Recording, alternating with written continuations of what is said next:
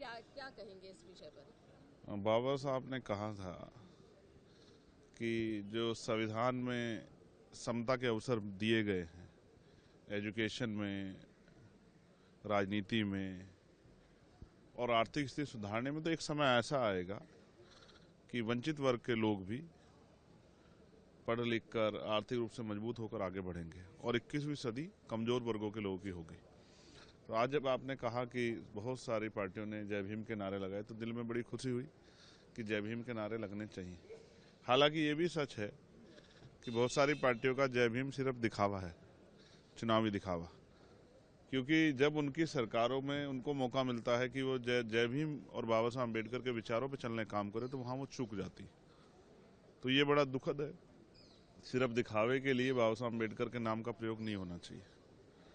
एक बड़ी चिंता जो है, कल से जो राज्यसभा में होम मिनिस्टर ने जो बयान दिया है, हालांकि उनका जो बयान था वो पूरे रूप से वो कांग्रेस पे एक हमला था, लेकिन जिस तरह के शब्दों का प्रयोग उन्होंने किया उससे एक बड़ा आक्रोश जो है हक वंचित समाज में, उनमें गहरी चिंता है।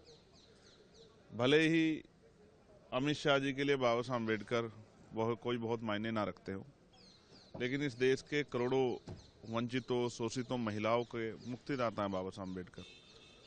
और जहाँ तक मैं समझता हूँ, उन्होंने जो कार्य किए हैं उनका योगदान भुलाया नहीं जा सकता। किसी को मजबूरी में और किसी को ज़रूरत में बाबा साहब अम्बेडकर का नाम लेना ही पड़ता है। मैं यहाँ मैं ये भी कहना चाहता हूँ कि भाई बाबा साहब अम्बेडकर सदा थे, सदा हैं और सदा रहेंगे। लेकिन अमित शाह जी और प्राइम मिनिस्टर को शायद ये आभास नहीं है कि आज वो अगर गृह मंत्री हैं या प्रधानमंत्री हैं तो वो भगवान की देन नहीं है, बाबा साहब अम्बेडकर के संविधान की देन है। आज वो अगर गृह मंत्री या प्राइम मिनिस्टर हैं तो बाबा साहब के संविधान की वजह से हैं। और अहंकार बहुत अच्छा नहीं होता है। जैसे मैंने आपसे कहा कि ना सदा कांग्रेस सत्ता में रही और ना सदा भाजपा सत्ता में रहेगी। एक समय आएगा कि इसी देश के लोग इस भारतीय जनता पार्टी की सरकार को उखाड़ कर फेंक देंगे।